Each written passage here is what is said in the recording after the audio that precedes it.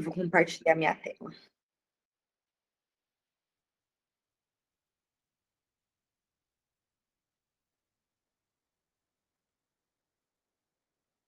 Tudo certo aí com a minha tela?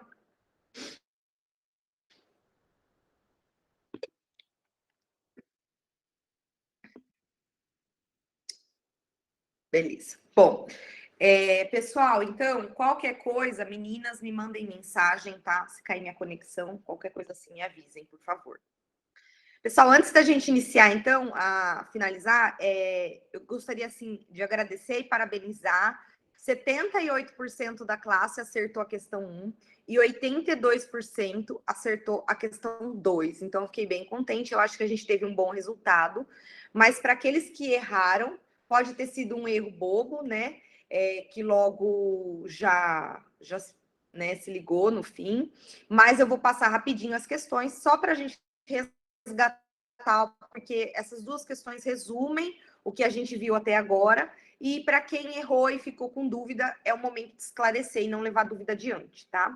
Então, a primeira questão era para associar essas regiões, né, esses conceitos aqui, com a descrição correta do item. Então, o primeiro, acho que considero que bem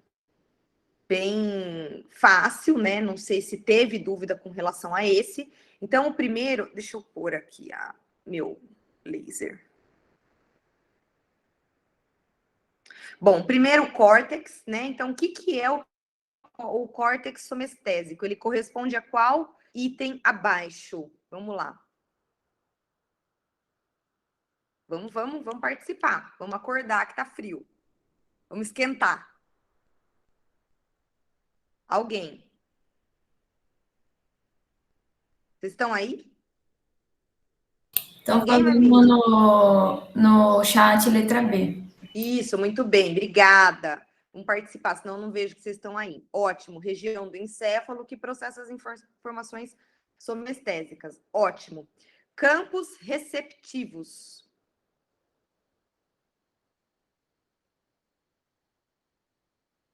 O que estão colocando no chat? Colocaram letra D e letra A. Tá, então, acho que ficou uma dúvida aqui com relação aos campos receptivos.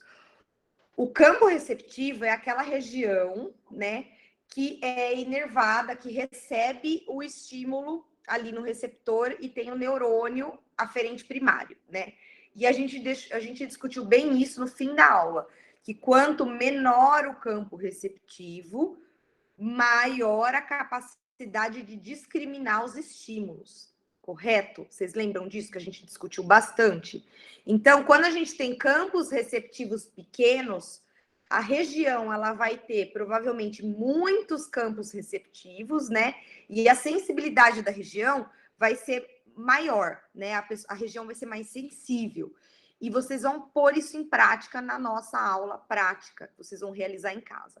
Então, campos receptivos, ele corresponde a essa aqui primeira, determina a capacidade discriminatória dos estímulos, tá, pessoal?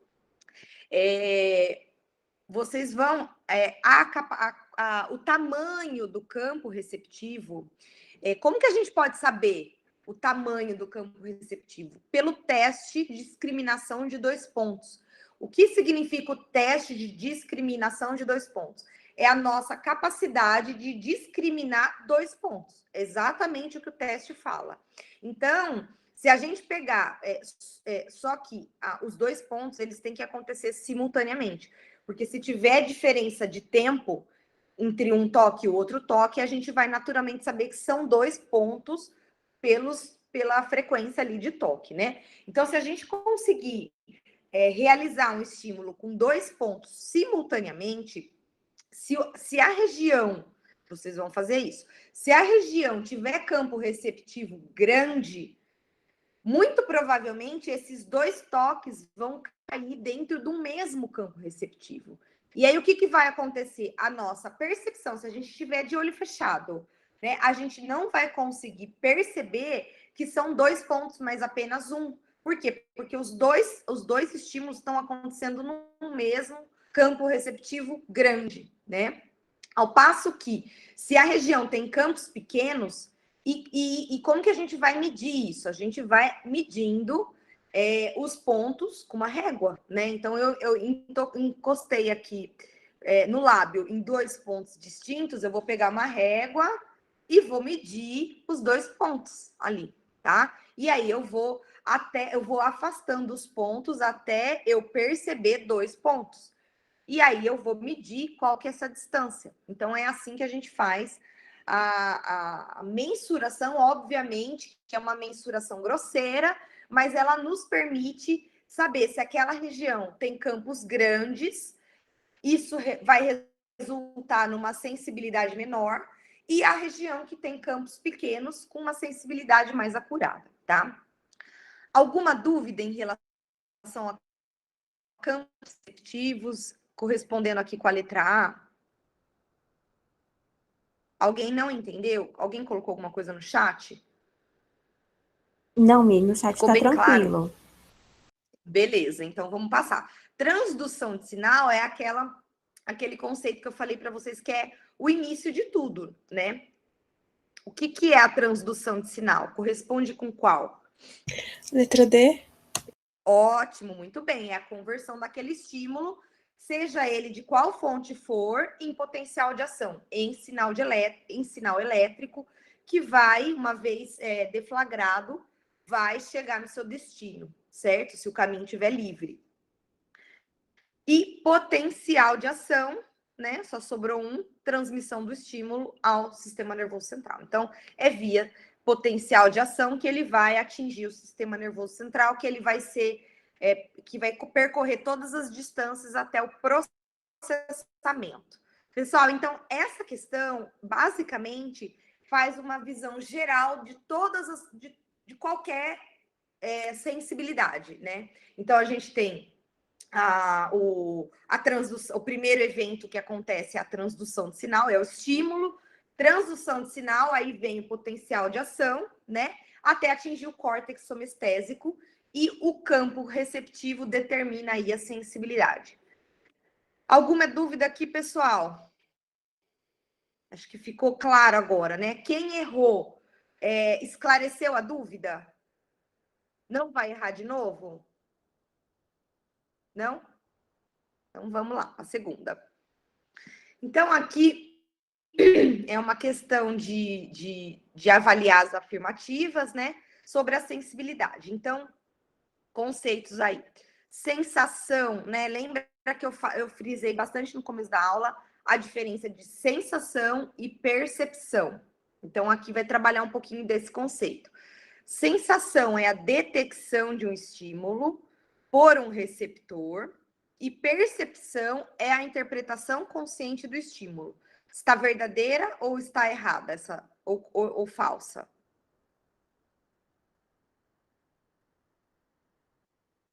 Verdadeira. Joia. A segunda é o contrário, né? Percepção é a detecção de um estímulo por um receptor, e sensação é a interpretação. É justamente o contrário. Então, se a primeira está correta, a segunda está errada, né? Quanto menor é o campo receptivo de um neurônio sensitivo primário, mais precisa é a localização do estímulo. Correto ou errado? O pessoal tá marcando verdadeiro também. Joia, muito bem. É o que acabamos de discutir na questão anterior, né? E quanto menor a proporção entre neurônios primários em relação a secundários, o que é isso? Esse fenômeno? Proporção de neurônio primário para secundário? Não está na questão, é só uma pergunta. Responderam convergência. Ótimo, maravilhoso. Então, quando eu tenho muitos neurônios primários convergendo para secundário, é muita convergência, né? E aqui, quanto menor a proporção, menor a convergência, né? Menor é o campo receptivo, né? Puxando o gancho com a questão anterior, e maior. Opa, ficou umas palavras a mais aqui. maior a sensibilidade de uma região. Mas isso não deixa a questão, não interfere aqui. Verdadeiro ou falso essa? Correto ou errado?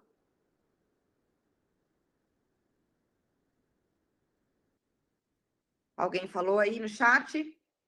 A Lúcia respondeu verdadeiro. Joia, muito bem, pessoal. Então, quais que são corretas aqui? O 1, a 3 e a 4, né? Correspondendo aqui à alternativa E. 82% assinalou corretamente. Você viu, né, Jaísa, que eu te mandei? Sim, sim. Eu não consegui ver ontem por conta da defesa do Klinger, Tá. mas eu já tô acabando. Não, tranquilo. Beleza, isso aí a gente vai fazendo. Temos até semana que vem. Pessoal, alguma dúvida? Quem errou essa daqui? Acho que teve gente que colocou a 2, a D aqui, né? E aí apenas confundiu sensação com percepção. Eu acho que não teve nenhum que assinalou as anteriores aqui. Ficou alguma dúvida aqui, pessoal? Não? Que não. Então vamos. Então, pessoal, o que vimos até agora são as propriedades gerais, alguns conceitos chave aí para a compreensão do sistema sensorial. Agora a gente vai detalhar um pouquinho melhor como que o organismo percebe e diferencia os estímulos, né? Então, vamos supor, como que eu sei, especialmente, né, pessoal, sem a informação visual, porque assim, naturalmente, a gente tem a informação visual, né, em geral, todos os sentidos especiais, que eu vou diferenciar bem na próxima aula, que é a visão, o olfato, o paladar, esses sentidos especiais, eles refinam muito a informação, né? Eles auxiliam muito o sistema sensorial. Então, supondo, né, sem a informação visual, de olhos fechados, como que eu consigo saber se alguma coisa está fria,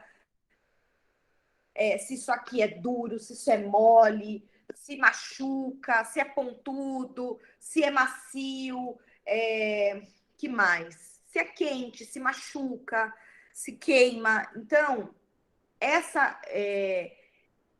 informação, né, são como a gente chama de modalidade, de qualidade sensorial. Então, além disso, né, a gente tem aqui uma série de modalidades, e se a gente pensar em receptor, né, um estímulo ali na mão, um estímulo no pé, na barriga, nas costas, essa informação, seja ela qual for, seja qual for esse estímulo, ele vai ser transformado num potencial de ação. E, de qualquer forma, esse potencial de ação, ele vai chegar lá no córtex, seja ele qual porção, qual córtex que a gente esteja falando, vai chegar lá via potencial elétrico, né? Potencial de ação, um sinal elétrico. E aí, como é que a gente vai codificar essa informação em potencial de ação? E como é que a gente consegue ter as diferentes percepções, né? As diferentes modalidades. Como que a gente tem isso? Então, e além disso, como que a gente sabe se o estímulo é fraco, se o estímulo é forte, se o estímulo é presente? Então, além da gente avaliar, né, a qualidade desse estímulo, a modalidade desse estímulo, os estímulos, eles têm diferentes propriedades. Então, a primeira, a mais fácil, né, que eu já falei, é a natureza ou modalidade. Mas a gente também consegue saber, chegando essa informação lá, se essa informação vem da mão, vem da barriga, vem das costas. Então, vejam, eu tenho uma informação térmica que tem a localização da mão e eu consigo saber se está só frio, pouco frio, muito frio, que é a intensidade e a duração. Eu tirei, acabou. Então, vejam quantas propriedades que esse estímulo consegue, a gente tem a capacidade de identificar. Então, essa parte do sistema sensorial, ela é muito refinada, né? Não é só questão de saber o que é, mas onde é, a intensidade desse estímulo, a duração desse estímulo. existe uma série de propriedades que esse estímulo fornece, né? E como que a gente tem essa capacidade de discriminar todas essas propriedades, né? Como é que a gente codifica todas essas informações ali desse estímulo sensorial? E é isso que a gente vai falar nessa aula. Então, é muito rico essa informação, essa capacidade aí do nosso corpo de saber tudo isso. Então, a gente tem uma série de fatores importantes em todos aqueles momentos que a gente discutiu, né? A gente tem o momento do estímulo sendo codificado, a transmissão dessa informação, onde essa informação vai ser processada, que permite que a gente identifique e tenha as diferentes percepções, tá? Então, começando com modalidade, existe, né, essa associação chamada de código de linha exclusiva ou código de linha rotulada, código de linha marcada. O que é isso? É assim, pessoal, onde aquela informação termina no sistema nervoso central, no encéfalo. Então, naturalmente, né, que essa associação 1 para 1 nem sempre é verdadeira, mas vamos dizer assim, às vezes aqui, né, quando a gente tem uma convergência aqui, independente dessa convergência aqui, essa linha rotulada é o quê? Dependendo de onde esse estímulo começa e onde ele vai terminar, eu vou conseguir identificar a modalidade, né? Então, eu falei um pouquinho disso no começo da aula. Então, por exemplo, se eu tiver um estímulo na língua, tá? A língua, ela tem uma riqueza muito grande de informação. Então, além de eu conseguir perceber na língua, se eu encosto uma colher, por exemplo, eu coloquei uma colher na língua. Pensam, né?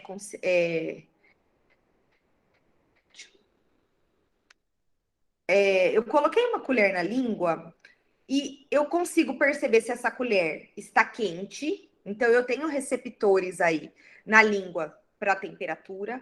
Eu tenho receptores do tato que conseguem perceber a textura dessa colher, a temperatura, a textura, se é uma colher, se é um metal, né? E também eu consigo, na língua,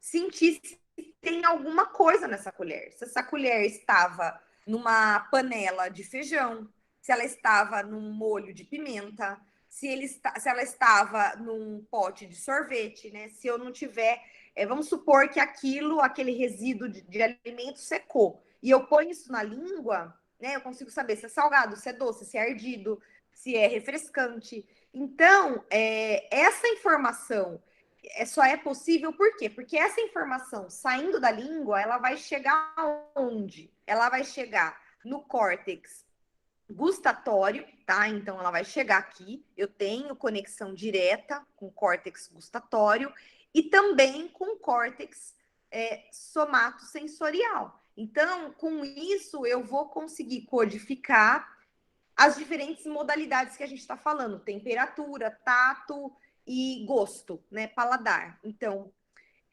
porém, se eu encostar essa colher na mão, eu vou conseguir saber que tipo de resíduo de alimento vai ter nessa colher? Não, né? Acho que não precisa nem ficar esperando vocês responderem. Obviamente não. Por quê? Porque na mão eu não vou transmitir informação que chegue no córtex gustatório, né? Então, a modalidade, ela depende do tipo de receptor que está sendo ativado e onde essa informação vai chegar. Então, eu consigo saber a modalidade baseada na chegada nas diferentes locais de processamento, tá? Obviamente que quando a gente está falando em sentidos especiais, né, eles têm córtex especiais. Então, córtex gustatório, córtex olfatório, junto com o bulbo aqui, córtex auditivo, córtex visual. e aqui a região posterior aqui do equilíbrio, tá? Que é o quinto sentido especial. E os sentidos somáticos, né? Então a gente vai discutir bastante na próxima aula que soma é corpo. Então, no córtex somático, ele recebe informação nas diferentes modalidades, que a gente já vai falar, as modalidades somáticas, que é o assunto da próxima aula, aqui no córtex somático. E por que é corpo? Porque a gente tem todas essas modalidades distribuídas no corpo todo, tá? E aí, dependendo da região que isso chega aqui, eu consigo saber se esse estímulo vem da mão, vem do pé, que acho que é o próximo slide. Então, quando a gente está falando em córtex somático, né, é uma região grande, né? E como é que eu sei que esse estímulo de tato, ele aconteceu na língua, na mão, no pé, na barriga, nas costas, na bochecha? Isso acontece por quê? Porque essas informações, elas chegam em regiões específicas no córtex somestésico. Então, existe um mapeamento. Então, toda vez, por exemplo, que essa região, que um estímulo chega aqui, ele já sabe identificar, é uma informação que veio de um receptor de tato, de vibração, é um receptor de uma sensibilidade fina, que veio aqui na perna. Então, ele bateu aqui, então eu consigo identificar que esse estímulo veio na perna. Então, isso tudo é muito preciso, né? A gente tem aqui, então, a localização do estímulo, ela depende do tamanho dos campos receptivos, né? Que a gente discutiu no começo da aula, e onde ele vai ser processado no homúnculo, né? Então, na verdade, o que é o homúnculo? O homúnculo é um mapeamento aqui das diferentes regiões do corpo no córtex. Por que tem essas distorções gerando esse homenzinho aqui esquisito? Porque quanto mais sensível a região, quanto menor esse campo receptivo, quanto menor a proporção neurônio aferente primário para secundário, né? Quanto menor a convergência, o grau de convergência entre primário e secundário, eu vou ter uma maior representação no córtex somatosensorial, formando, né, essa proporção diferente vai formar o homúnculo. Cada um tem o seu homúnculo. Por que cada um tem o seu homúnculo? Provavelmente, a localização desse mapeamento é igual, né? Nessa região aqui é mão de todo mundo, nessa região é perna de todo mundo, e assim por diante. Porém, por que eu tenho distorção no tamanho dessas representações lá no córtex? Porque esse homúnculo, ele tem uma organização dinâmica. O que é isso? Quanto mais eu uso a região, mais sensível ela fica, tá? Eu vou tendo uma maior representatividade lá no córtex. Então, eu vou ganhando espaço no córtex. E isso tem uma plasticidade muito grande. Por exemplo, vocês estão no curso de odontologia, tá? Muitos de vocês não têm muito uso com as mãos, tá? Então, sei lá, exceto uma pessoa que faz um trabalho manual, que faz um artesanato, que gosta, ou de repente que faz, toca piano, algum instrumento musical, né, que tem essa habilidade aí, talvez tenha uma representação da mão muito grande no córtex.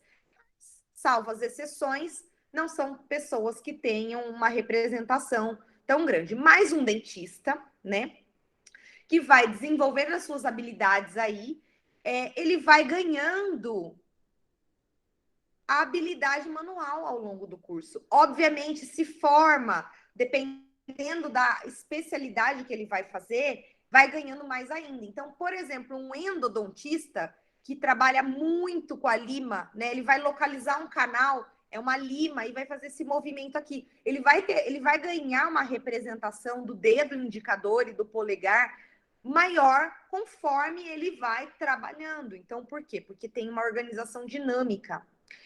Por outro lado, se uma pessoa sofre um acidente e perde um membro, essa representação lá no córtex vai diminuindo, né? Vai minguando. Por quê? Porque não tem chegada de informação. Então, quanto maior a chegada de informação sensorial de uma região no córtex, mais essa região vai ganhando espaço ali no córtex somatosensorial. Professora, Alguém tem vai perguntar. Isso. A Amanda perguntou, pode repetir o que é homúnculo? Não entendeu muito bem.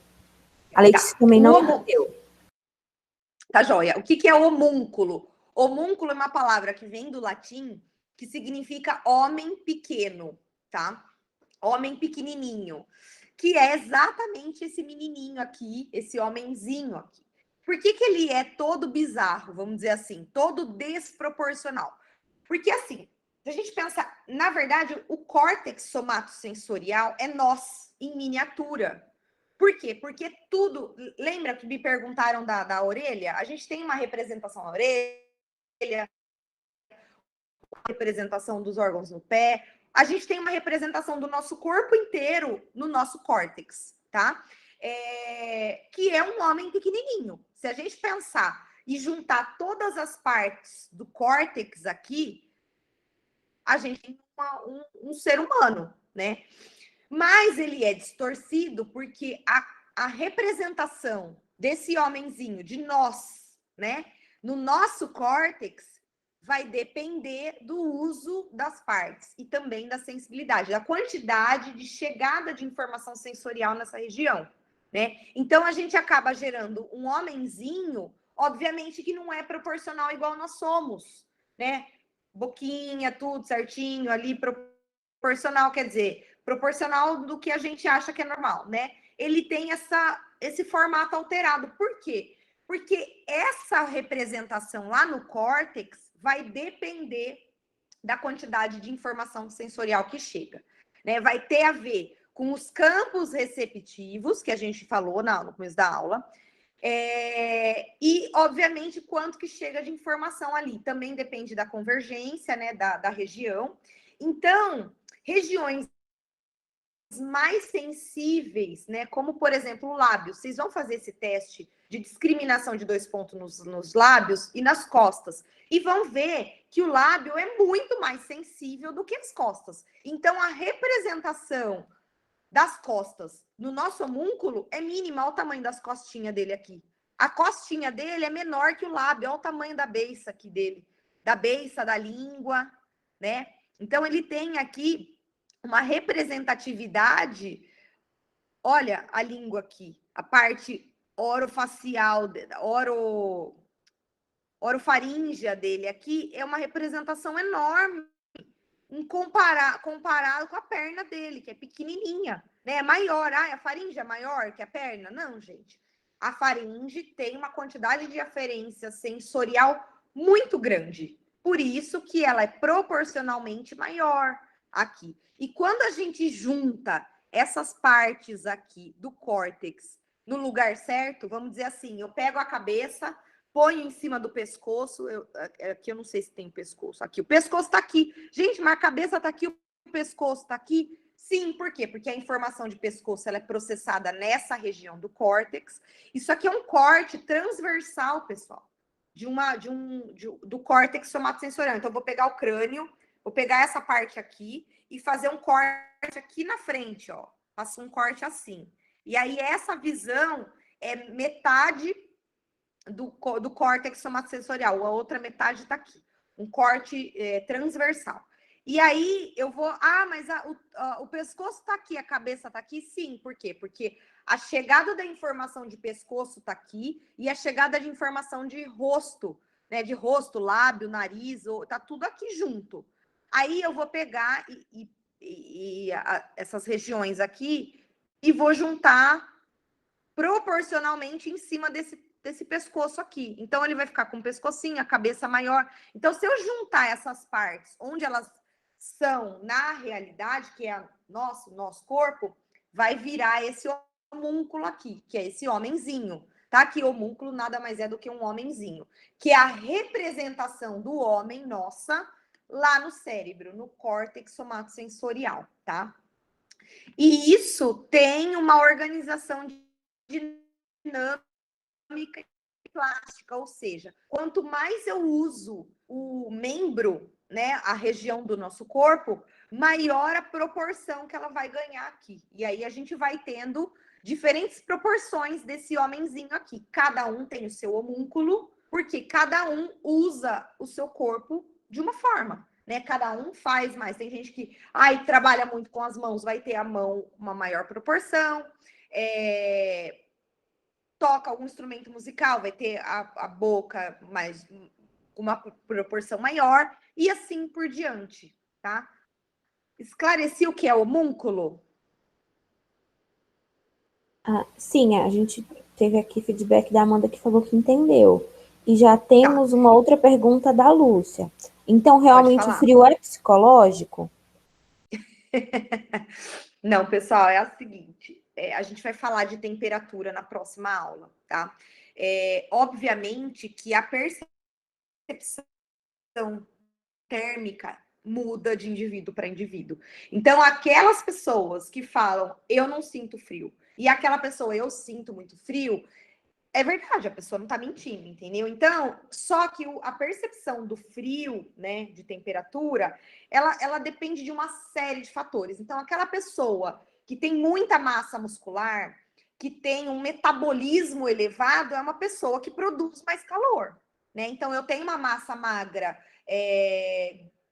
com uma maior densidade, uma maior quantidade, fibra muscular, não sei o quê, e aí eu tenho um maior metabolismo e eu tenho uma capacidade maior de produzir calor, né? Então, uma pessoa que tem mais músculos, né, em proporção ali, tem menos frio do que a pessoa que tem menos músculo. É só isso? Não. Quantidade de tecido adiposo também determina. Uma pessoa que tem uma camada adiposa maior, a camada adiposa funciona como isolante. Então, o frio externo, ele vai ser mais difícil dele entrar no corpo e deixar o corpo com frio, né? Então, uma pessoa que tem mais camada adiposa vai ter menos frio do que uma pessoa magra, né? Então, uma pessoa magra com pouca massa muscular vai ser difícil dela produzir calor e dela isolar o frio externo com o frio interno, né? Então, ela vai sentir mais frio. Não é só psicológico. Tem, então, uma série de fatores aí. E também a variabilidade individual de percepção, tá? Então, é uma série de fatores aí. E aí, obviamente, que se eu tô com frio na mão, a percepção do frio da mão vai chegar na representação da mão aqui no córtex, tá? Então, cada modalidade sensorial vai chegar. Se eu tiver um corte na mão, se eu queimar a mão, vai ser processado aqui. Se eu tiver um toque na mão, vai ser processado aqui. Então, cada modalidade sensorial, que nós vamos discutir na próxima aula, mas que eu já adianto aqui para vocês, ela vai ser processada na região específica do nosso córtex somatosensorial. Então, se eu fizer um estímulo no meu dedo aqui, ele vai ter aqui, ó, dedo indicador. Ela vai estar chegando nessa região. Qualquer que seja frio, seja dor, seja, enfim, qualquer modalidade vai ser processada nessa região aqui. E vai depender do quê? Né? Como que eu vou saber se é um estímulo de toque, de temperatura? Porque vai depender... Ai, que susto, bateu uma porta aqui. Vai depender do tipo de receptor que está sendo ativado, tá? Se eu tiver duas informações juntas, toque e temperatura, as duas informações vão ser processadas na mesma região e cada uma vai seguir o seu caminho, e por isso, pela linha rotulada, eu vou saber qual modalidade sensorial. Então, você perguntar, o que você está sentindo? Encosta aqui. Eu estou sentindo toque, estou sentindo frio. Uma sensação térmica, o objeto está frio. Então, Quando a gente faz, assim, identificação de objetos, a gente consegue saber a qualidade dele e a temperatura dele, se a textura, tá? Se é duro, se é mole, se tem uma textura suave, se tem espinho, certo? E isso vai ser processado nas diferentes regiões. Se eu colocar no pé, eu vou ter essa percepção, essa informação vai chegar aqui no pé. E assim por diante. Ficou claro isso, pessoal? Então, eu consigo saber a modalidade e a localização, a modalidade dessa informação, onde ela é processada. Então, se é cheiro, se é gosto, ou se é informação de tato, temperatura, ela chega no córtex somatosensorial. Se é cheiro, no córtex olfatório. Se é gosto, no córtex gustatório, tá? Se é som, no córtex auditivo. Se é visão, né? Se a intensidade processada visão é no córtex visual. Então, obviamente que com a mão eu não consigo processar a informação visual. Por quê? Porque eu só tenho receptor nos olhos, né? E assim por diante. No ouvido, de som, né? Audição. Nos olhos, visão. Na língua, o paladar, né? Gustação. E no nariz, o olfato. Tudo bem, pessoal? Então, a modalidade é dependendo da região, ela é processada, eu só consigo ativar um receptor, uma modalidade sensorial, se a região tiver esse receptor. Se não tiver o receptor, essa modalidade não vai existir, essa percepção não vai acontecer. E eu vou saber de onde vem esse estímulo, onde ela está chegando aqui, tá? Obviamente que aqui, né, nesse nariz aqui, não é informação de olfato, pessoal, tá? Aqui é só informação somática, tato, dor, cócega, coceira, tá? A informação de olfato, de cheiro, ela vai acontecer no córtex olfatório. Tudo bem? Aqui, esse olho aqui também é toque, dor, tá? Temperatura, tá? Não vai acontecer aqui nesse olho desse homúnculo a visão. E assim por diante, tá? Esse córtex somatosensorial só das informações somáticas, que é tato, temperatura, dor, e eu vou falar também da propriocepção, que é uma outra modalidade, mas eu vou falar na próxima aula. Tudo bem, pessoal? Vamos lá. Bom, mais um fator que ajuda a localizar melhor o estímulo é um fenômeno que chama inibição lateral. O que é inibição lateral? A gente tem aqui, pessoal, um toque estimulando esse neurônio aqui. Aqui, no caso, eu não tenho convergência, eu tenho uma proporção 1 para 1 para 1, certo? Cada um tem o seu neurônio na sequência aqui. E aí, muitas vezes, esse estímulo aqui, ele é capaz de deformar a região em volta, tá? E se a gente enxergar ali, e aí vamos supor, a gente tem campos pequenos aqui. Por que que esse estímulo nesse campo pequenininho aqui, deformando os campos vizinhos, eu consigo saber precisamente o local de toque daquele alfinete? Existe um fenômeno chamado de inibição lateral. Então, quando eu tenho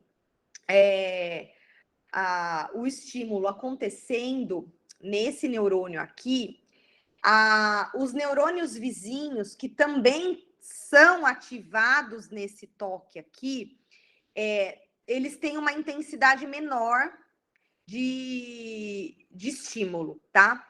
E aí, esse neurônio central aqui, que está recebendo a informação, ele tem a habilidade de inibir os neurônios vizinhos, tá? E com isso, eu concentro a informação nesse único aqui. Então, vocês podem pensar assim, se eu estou fazendo um estímulo numa região e ela está deformando a região vizinha, como que eu consigo saber onde é o estímulo, e também eu não consigo perceber a deformação das regiões vizinhas.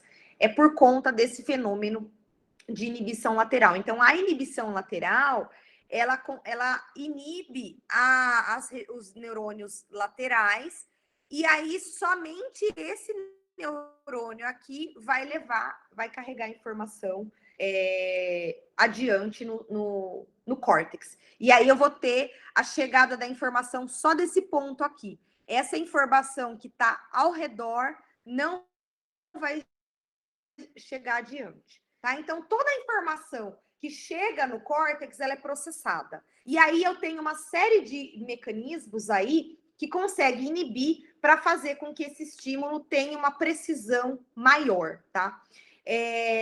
Não dá para a gente saber assim, obviamente que regiões mais sensíveis, com campos receptivos menores, eles têm essa habilidade mais aguçada. Por quê? Porque se eu tivesse aqui um campo receptivo maior e uma convergência, não teria como esse aqui vai inibir quem, se não tem ninguém aqui do lado, né? Então, se eu tivesse uma convergência, todos esses neurônios aqui transmitindo para um único neurônio secundário, eu não teria como fazer essa inibição lateral, porque eu não tenho quem esteja transmitindo aqui na vizinhança. Então, eu vou ter uma informação da região, não vou saber fazer com precisão a localização desse estímulo, é nesse ponto aqui. Não, é naquela região ali, não sei exatamente onde. Sabe aquela coisa assim, eu tô com cabelo nas costas e você fica procurando igual louco? Por quê? Porque aquele cabelo está estimulando uma região toda ali e eu não tenho precisão daquele estímulo. Uma, porque o estímulo tem intensidade bem suave, né, bem pequena, e outra, por quê? Porque a precisão de localização ali não é tão grande, né? Então, eu consigo ter uma maior precisão de localização quando acontece a inibição lateral, tá? E somente as regiões mais sensíveis é que fazem essa inibição lateral. Quando eu não tenho convergência, é possível fazer essa inibição lateral. Tá, pessoal? Então, a inibição lateral também ajuda a ter uma precisão de localização. Tranquilo, pessoal? Então, voltando, a modalidade é onde essa informação vai ser processada no córtex, tá? Esse é o primeiro ponto aqui da nossa propriedade. Gente, eu tô até com medo, porque tava fazendo um barulho de água essa noite no meu teto, que eu tô até com medo. Agora tá fazendo uns estralos ali, que eu não sei não, tem que chamar alguém para olhar lá em cima, se não tá vazando água.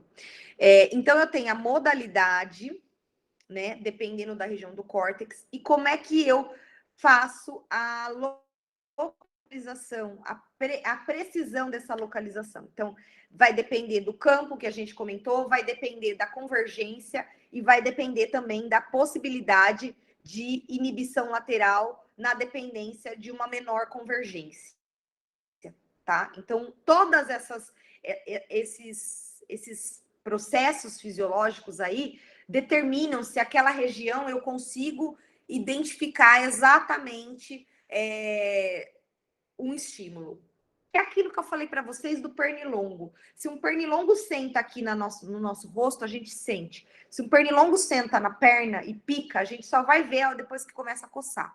Né? Por quê? Porque eu tenho campos receptivos grandes, com convergência, muitos aferentes primários convergendo para o secundário. Naturalmente, com muita convergência, eu não vou ter inibição lateral. Então, com isso, com esses acontecimentos, eu vou ter uma região mais sensível ou menos sensível.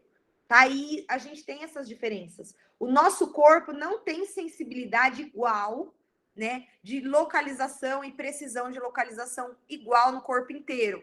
Tem regiões que são mais sensíveis e regiões menos sensíveis por conta disso que a gente discutiu na aula.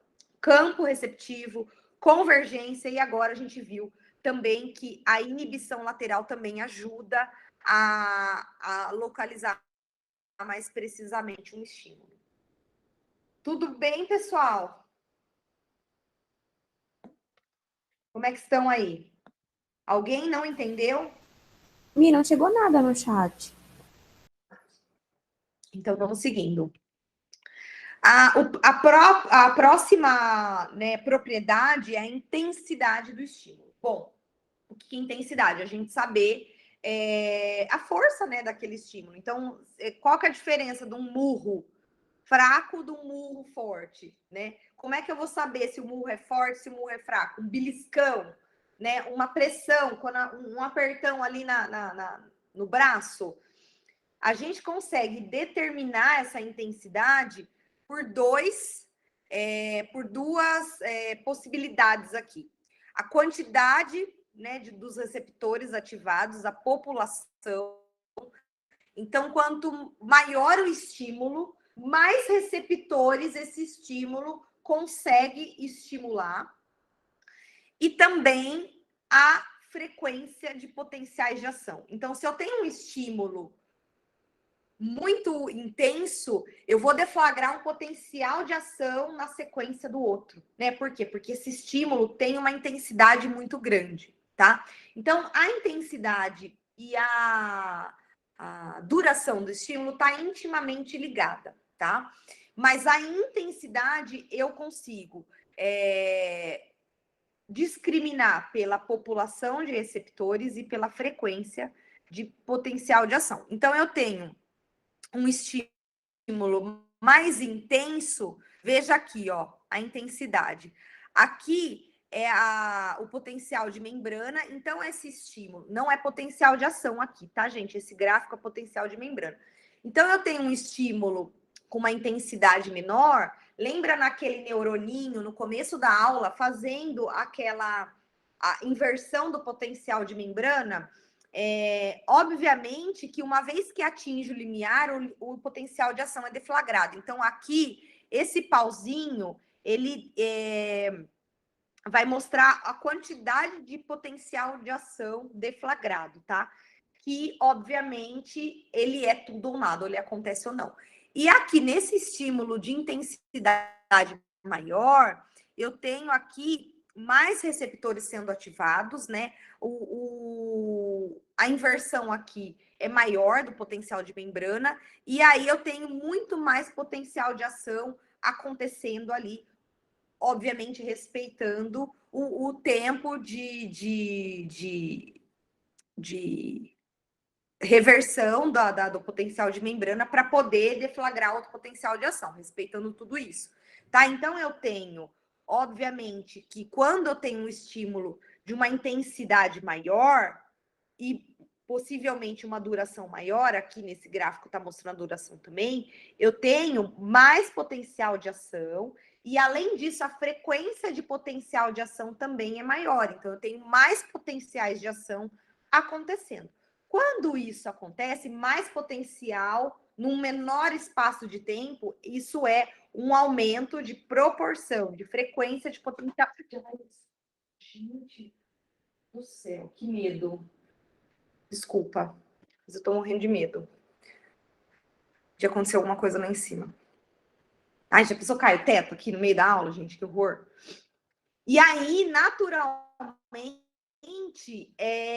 eu tenho uma maior quantidade aqui de neurotransmissor sendo liberado.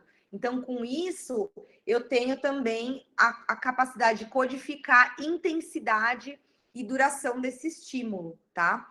Então, isso vai chegar com uma maior frequência e uma maior quantidade de neurotransmissor lá em córtex, tá? E aí eu consigo, em qual córtex que for. Se eu tô falando de cheiro, isso também acontece. Se eu tô falando de intensidade luminosa, isso também acontece. Se eu tô falando de um som alto, isso também acontece, tá? Então, essa codificação de intensidade, ela e duração, ela pode ser aplicada a qualquer modalidade sensorial que a gente está falando, tá? Professora, Sim. então no caso de um campo receptivo menor, isso vai ocorrer com maior intensidade, né? Oi? Em um campo receptivo menor, isso vai ocorrer com maior intensidade, no caso, a deflagração do potencial de ação. Sim, porque... Isso.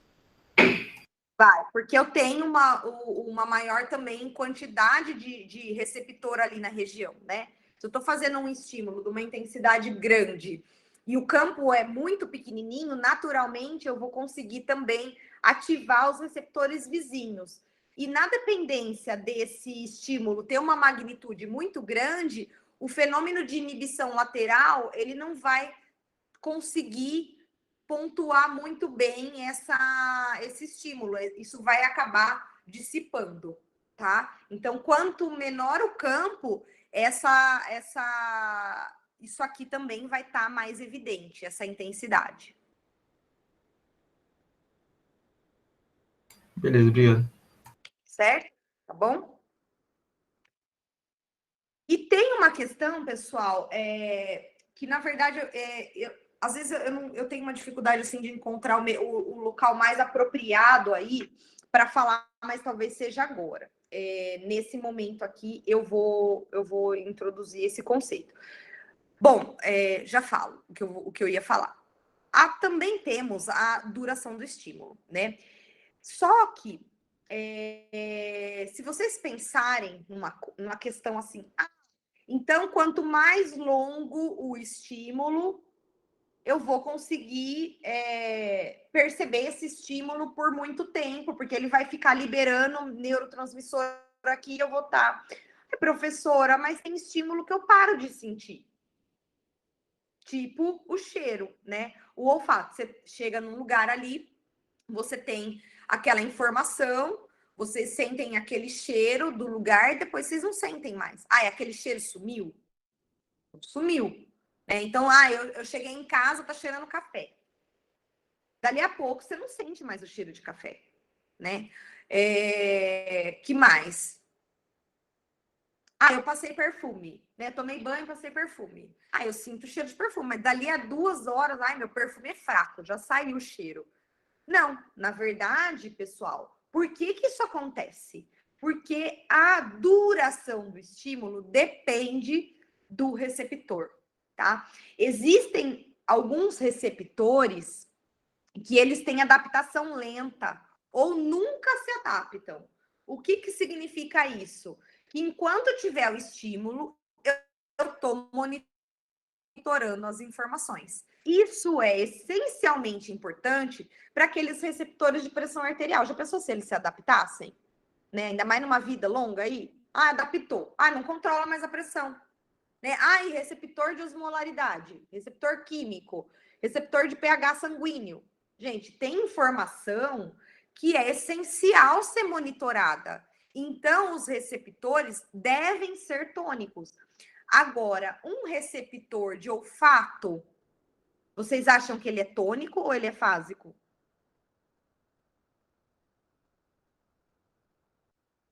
Fásico. Sim, por quê? Porque rapidinho ele desliga. Não é que o estímulo não está mais lá. O estímulo continua lá, mas o receptor para de fazer o fenômeno de transdução. Ou seja, o estímulo não vai mais adiante. Eu paro de ter potencial de ação. Ele literalmente desliga. E essa adaptação rápida ou fásica aqui deles permite com que a gente filtre as informações. Agora, imaginem, vocês estão aí sentados, né? Imaginem como que... E isso acaba sendo uma forma do nosso corpo de economizar energia.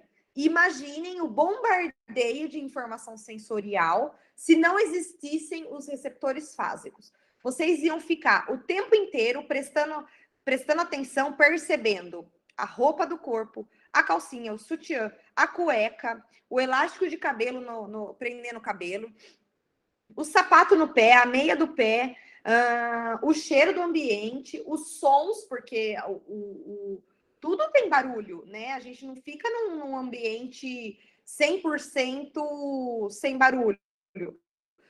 Só que você fica ali com aquele barulho de construção o tempo inteiro.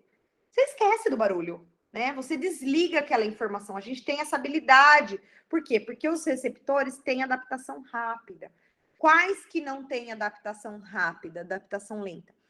receptores que são responsáveis por monitorar informações essenciais, tá? Informações essenciais, principalmente a vida nossa. Então, com isso, a gente tem a habilidade de focar naquilo que precisa, né? Que nem eu tô falando aqui. Eu espero que vocês estejam ouvindo, mas se vocês pararem de prestar atenção em mim, a minha voz vai ficar lá longe, daqui a pouco vocês não estão nem mesmo me ouvindo. Estão vendo revista e nem sabe se eu parei de falar, se eu não parei de falar, né? Então, a gente tem essa habilidade aí de filtrar essa informação. Então, tônico, eles têm adaptação lenta, ou praticamente não se adapta, é tônico, ele está sempre ali ativo, né? E fásico, ele é de fase, né? Ele funciona rapidamente, desliga. Então, cheiro, né? Principalmente olfato é um receptor fásico muito clássico, né? Tudo bem, pessoal? Viu? Aqui tinha uma imagem, que não sei o que aconteceu com ela.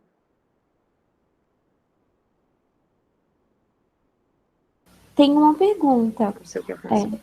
Professora, as falar. pessoas que possuem autismo possuem menos receptores fásicos? Nossa, gente, não sei dos pacientes autistas. Deixa eu Tem ampliar aqui para mostrar para vocês. uma outra pergunta aqui. Você poderia dar um exemplo de um tônico? Tônico é o receptor de controle de pressão arterial, tá? Os receptores de controle de pH sanguíneo. Sumiu a imagem até daqui. Deixa eu ver se o livro está aberto aqui. Já mostro. Bom, vou continuar dando os exemplos. Será que o meu livro está aqui?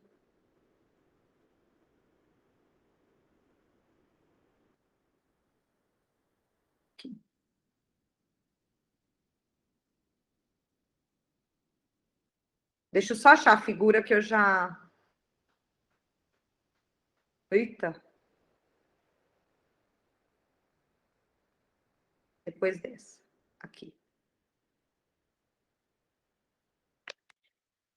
Pessoal, vamos falar. Os receptores tônicos. Receptores de dor, tá? Dificilmente vocês vão se adaptar a alguma dor. Então, se vocês estão com o sapato machucando, o que vai acontecer? Você vai esquecer que tá de sapato? Não vai, né? Vocês vão sentir o sapato doendo ali o tempo inteirinho. Então, receptores tônicos são aqueles que monitoram constantemente. Então, o receptor de dor, ele não é tônico, ele não é fásico, ele é tônico. Por quê? Ai, agora não vai querer salvar. Deixa eu salvar como?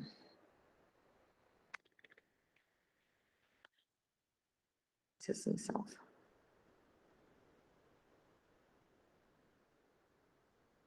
Porque é uma informação que ela ameaça a vida, né? Obviamente que um sapato machucando vai fazer uma bolha, vai ameaçar a vida? Não, mas ele vai causar um dano no tecido. Então, toda vez que é uma informação que deve ser monitorada constantemente, o receptor, ele vai ter adaptação lenta. Então, por exemplo, os receptores de dor são do tipo tônico.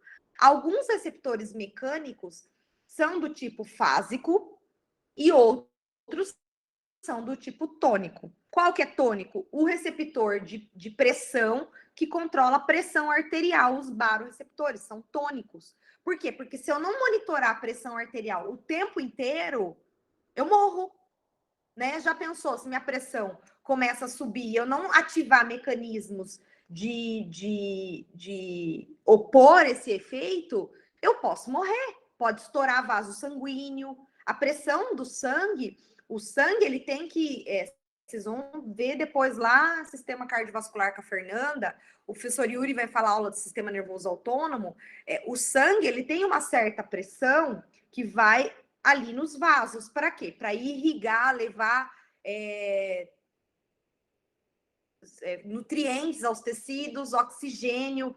Então, se uma região ela tem uma pressão baixa, eu não consigo fornecer o essencial para o funcionamento das células. Então, numa informação assim, esdrúxula, numa situação esdrúxula, a pessoa acabou de se alimentar e quer ir na piscina. Isso aí é clássico. Todo mundo fala, não pode entrar na piscina. Por que não pode entrar na piscina? Porque quando a pessoa entra na piscina, onde é que está o sangue da pessoa? O sangue da pessoa está na digestão, né? Ele está ali, processo digestivo a todo vapor. Aí a pessoa pula na água, vai ter a temperatura do corpo, vai ter a contração de músculo para nadar, e aí vai desviar o sangue necessário para digestão, para músculo, para cabeça. E aí o que vai dar? Vai dar indigestão, né? Então, o sangue ele tem que ser constantemente monitorado e cada leito vascular tem a sua pressão sanguínea necessária. Então, a gente mede a pressão arterial média. Significa que a pressão em todos os leitos vasculares é 120/80? Não. Tem leito vascular que é 8/4, 6/2. Tem leito vascular que é 12/8, ou até mais intenso. E isso é importante para cada leito vascular ter uma pressão correta, né? E isso é constantemente controlado. Essa pressão, ela é a informação sensorial de que a pressão está alta ou está baixa é detectada nos baroreceptores, no seio carotídeo e aórtico. Vocês vão ver lá na frente. O que tem lá? Receptor mecânico. Quando o sangue passa com muita pressão ali, ativa muito esse receptor, essa informação chega lá e dispara respostas para que isso seja controlado. Tá alto, tem que abaixar. Então, pessoal, toda a informação, tudo que a gente está vendo de sistema sensorial, toda hora vai ser recapitulado. A professora Fernanda vai falar disso lá na frente. Eu vou falar disso lá em sistema respiratório para controlar a pressão parcial de CO2 nos tecidos. Então, todos os receptores que controlam informações vitais, pressão, osmolaridade, pH, dor, que ameaçam a vida, são tônicos. Os demais são fásicos. Parem e pensem, o que vocês estão percebendo agora, nesse momento? Lembrando que tem informação sensorial que não chega no nível de percepção. Por quê? Porque não chega em córtex, né? A informação sensorial, de pressão, de osmolaridade, de pH, não chega em córtex somatosensorial. Por isso que a gente não percebe, certo? Isso aí é processado lá no tronco encefálico. E aí onde tem os centros de controle aí do nosso corpo, tá? Fásico. Normalmente, a maioria das informações, muitas informações são fásicas, né? Que a gente para de perceber, né? E isso é importante para quê? Para filtrar as informações, dar mais ênfase nas informações importantes, tá? Então, quando a gente fica, por exemplo, receptor de temperatura é fásico. Então, como que a gente sabe disso? A gente não acostuma quando a gente entra na piscina? Ah, a piscina tá fria. Beleza, entrou na piscina, tá fria.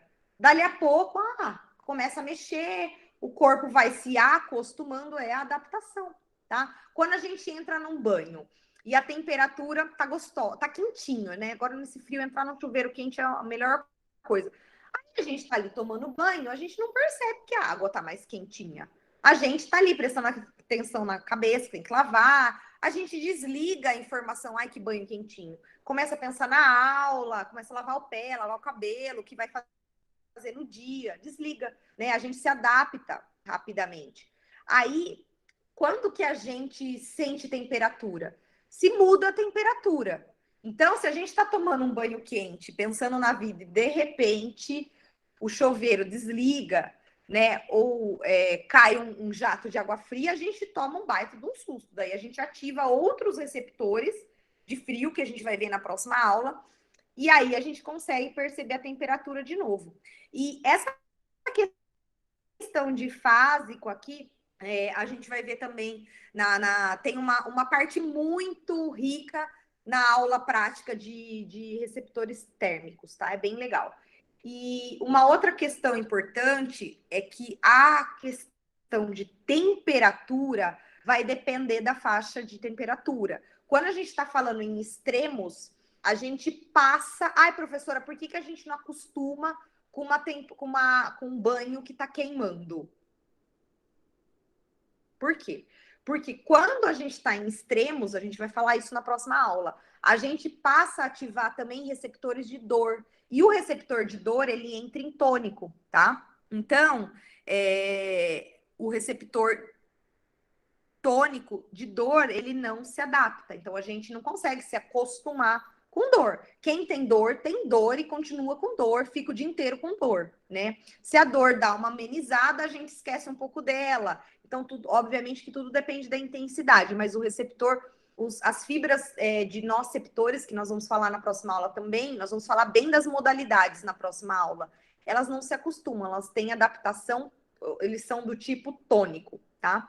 E aqui nessa imagem, ilustra o receptor tônico. Então, aqui, o estímulo está presente, o receptor está detectando e convertendo esse estímulo em potencial de ação. Então, o potencial de ação está acontecendo ao longo de toda a presença do estímulo. Ele só vai deixar de acontecer quando o estímulo vai embora, tá? Isso é um receptor tônico.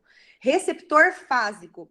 Eu tenho o potencial de ação no início do estímulo e depois eu tenho o potencial aqui, membrana, mas ele não é convertido em potencial de ação. Ou seja, o receptor para de fazer a transdução de sinal. Ele para de converter o estímulo em potencial de ação. Então, vejam, o estímulo está até aqui e nesse momento eu não tenho mais potencial de ação. Tudo bem, pessoal?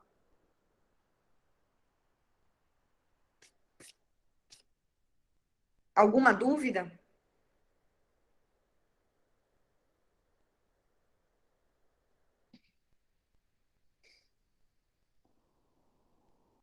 Alguma coisa aí no chat?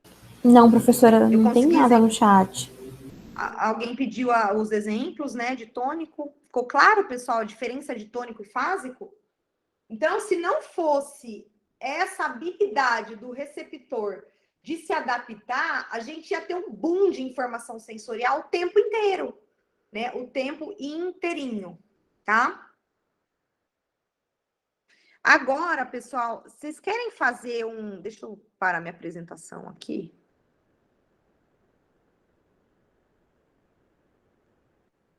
Querem fazer 5 minutinhos para voltar e fazer o Socrativo depois?